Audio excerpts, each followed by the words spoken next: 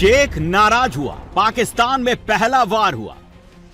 आज जो हम बड़ी तहलका खेज खबर ला रहे हैं वो है गुज़िश्ता रात इसराइल अमेरिका के ईरान पर हमले और ईरान के जवाबी हमलों में पहला बड़ा मिसाइल आकर पाकिस्तान लगा है और ये अभी तक नहीं आइडेंटिफाई हो पा रहा कि वो इन तीनों मुल्कों का फायर किया हुआ मिसाइल है या हमारा अपना फायर किया हुआ मिसाइल है पाकिस्तान का। शेखों ने मुनीर को उसकी औकात समझा दी। मुनीर चीन गया, वहां भी बेइज्जत हुआ। पाकिस्तान में युद्ध का खौफ नॉन स्टॉप। जिस तरह अंदर जाके उनको जो है कोट चढ़ाई है, इस दफा अगर उन्होंने कुछ इस किस्म का ड्रामा करने की कोशिश की तो इंशाल्लाह ताला कलकत्ते तक पहुंचा के आवा। पाकिस्तान में युद्ध का थर्ड फ्रंट खुलने वाला है। मुनीर सऊदी अरब को मनाता है तो यूएई खफा हो जाता है। यूएई के हाथ पैर जोड़ता है तो ईरान रूठ जाता है। मुनीर ईरान को समझाता है तो अमेरिका गुस्सा जाता है। ट्रंप के पैर पकड़ता है तो चीन भड़क जाता है। सऊदी अरब और यूएई के बाद पाकिस्तान को सबसे बड़ा झटका चीन से लगा है। मुनीर को लगा था वो अमेरिका को भी सेट कर लेगा, चीन को भी फंसा कर रखेगा, लेकिन चीन ने मुनीर को उसकी हैसियत याद दिला दी। आका कौन है, गुलाम कौन है, ये बता दिया। पिछले 1 साल से चीन और अमेरिका में टैरिफ वॉर चल रही है। ईरान अमेरिका युद्ध में भी चीन ईरान के साथ है और पाकिस्तान चीन के नाम पर अमेरिका से दलाली खाने के चक्कर में।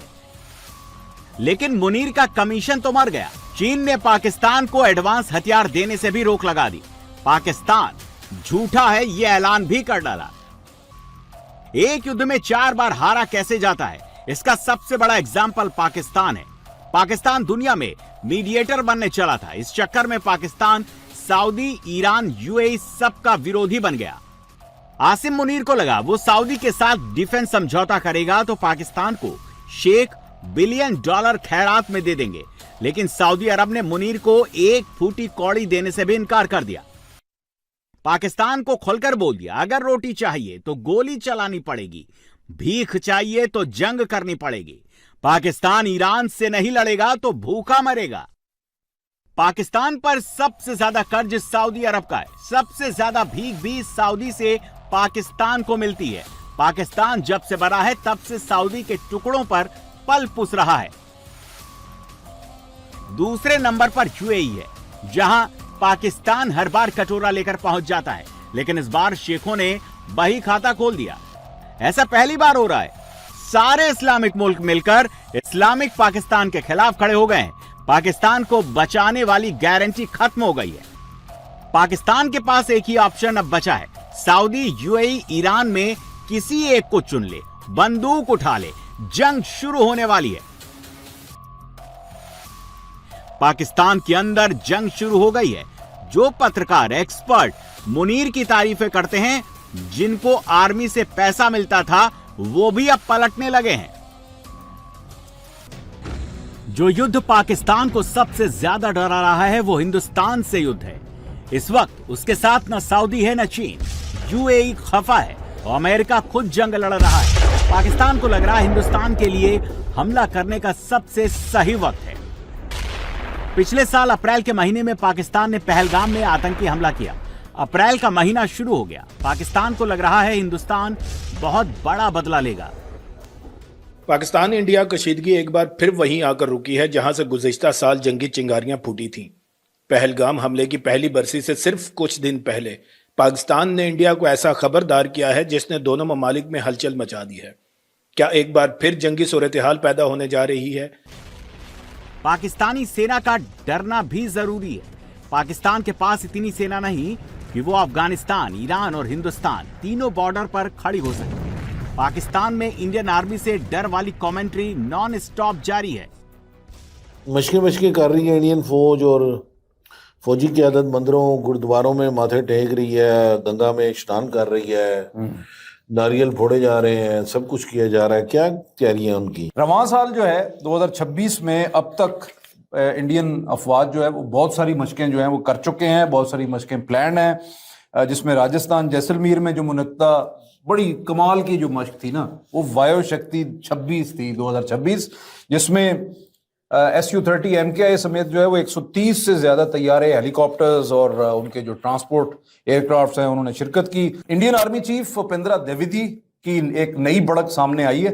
खलीज बंगाल के पास मशरकी साहिल रियासत उड़ीसा में 27 मार्च 2026 को गोपालपुर का उन्होंने पहले तो दौरा किया। आर्मी एयर डिफेंस की मश्क है अमोघ जोवला, और जो है वो इसका मुआयना किया उन्होंने, और फिर जगन्नाथ मंदिर है वहां पे बड़ा मशहूर, वहां पे उन्होंने पूजा शूजा की है। और उसके बाद जो मीडिया से गुफ्तगू की, उन्होंने कहा कि आगे आने वाले दिनों में, ये 2 दफा लफ्ज इस्तेमाल किया, आगे आने वाले दिनों में, और इंडियन सेना जो है यानी फौज जो उनकी है वो बहुत अच्छा करेगी। ये वाज़ेह इशारा था कि इंडिया कुछ ना कुछ जो है वो प्लानिंग कर रहा है।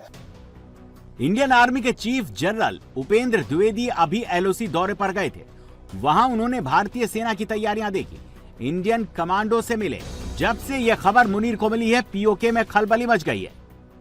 पाकिस्तान और भारत के दरमियान पिछले कुछ दिनों से जो हालात हैं वो इंतहाई टेंस चल रहे हैं, क्योंकि भारत की जानब से जो इस वक्त तैयारियां होती हुई नजर आ रही हैं, ऑलरेडी पाकिस्तान के इंटेलिजेंस एजेंसीज ने इस हवाले से खबरदार भी किया हुआ है। आज़ाद कश्मीर के हवाले से भारत की जानब से जो नया बयान सामने आया और भारत के उन मकासद की अक्कासी करता है कि भारत इस दफ़ा आज़ाद कश्मीर के हवाले से भी इस दफ़ा कुछ बड़ा प्लान करता हुआ नजर आ रहा है। और साथ साथ भारतीय लड़ाका हथियारों की तैनाती और पाकिस्तान और भारत के हवाले से लाइन ऑफ कंट्रोल से भी कुछ खबरें हैं। भारत अब मुकम्मल तौर पर इस मूड में आ चुका है कि पाकिस्तान के साथ जी एक बार फिर से एक नया मुहाज जो है वो खोला जाए। अचानक से ऐसे बयान जो है वो क्यों आ रहे हैं? तो ऐसे में मैं आपको बता दूं कि ये तमाम चीजें इस वक्त जो पसे पर्दा चल रही हैं, ये बीजेपी हुकूमत की जानब से पाकिस्तान के साथ एक नया फ्रंट जो है वो बिल्कुल इसकी तैयारियां मुकम्मल हो चुकी हैं।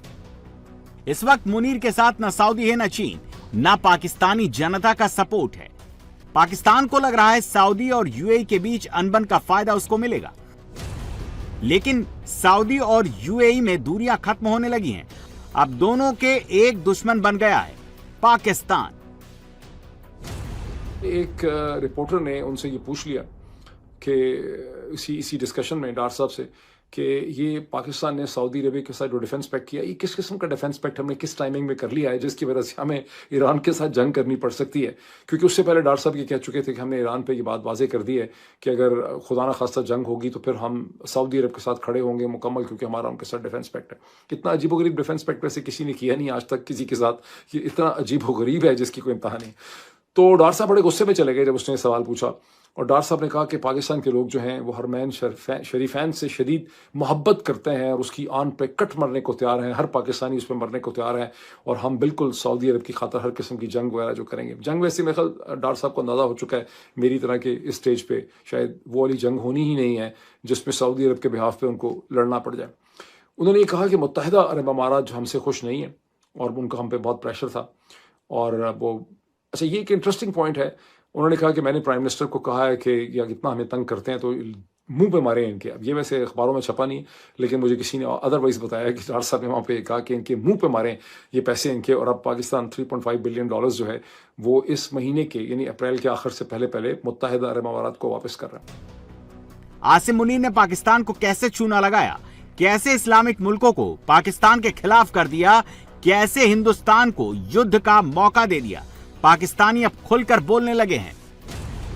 इनकी आओ नहीं आओ ब्रिगेड की बातों में आ जाए तो आप पागल हो जाएंगे कि कर क्या रहे हैं और क्या क्या रहे हैं। फिर आओ नहीं आओ ब्रिगेड कहती है दुनिया की तारीख में ना कभी किसी मुल्क ने ऐसे सफारती ताल्लुकात बनाए नहीं है जैसे अर्दरी सरकार ने मीर जाफर के साथ मिलकर बना लिए हैं। फिर पता चलता है जी अरब मुल्क आपसे पैसा वापस मांग रहे हैं, चीन आपसे पैसा वापस मांग रहा है, तो ये है इनकी खारजा पॉलिसी, सिर्फ ट्रंप के जूते चमकाना। इसलिए मैं हमेशा कहता हूं कि ये जो भी बात करें हमें पिंच ऑफ सॉल्ट के साथ लेनी चाहिए। तो हमें सिचुएशन को अब समझना है। UAE हमसे वाज़ेह तौर पे नाराज नजर आ रहा है।